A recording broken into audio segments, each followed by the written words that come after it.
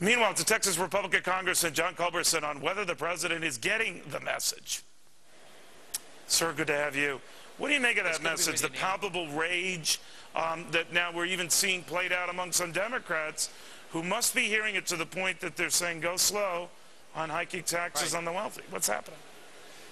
Well, Neil, I think these Democrats are seeing two things is happening. One, these Democrats see the economic reality of raising taxes in a recession is the worst possible thing to do and will continue to kill jobs.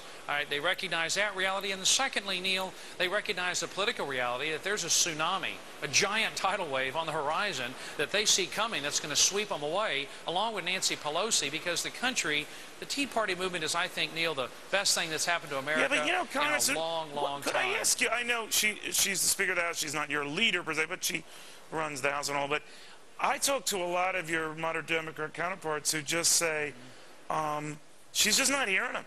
She's not even budging. And it's a growing little army they got there. Another 7 or 8 of them, and this thing's dead in the House. That's the root of the ignition spark that lit up the Tea Party coast to coast. I am convinced, Neil, that the rage of the Tea Party is not only directed at the out-of-control spending, the growth of the government, of course, the intrusion on our lives, the health care bill. The bigger issue, I think, that lies at the heart of the Tea Party movement that makes it so valuable and so important to change this government is that this government, Nancy Pelosi and Barack Obama, are governing without our consent.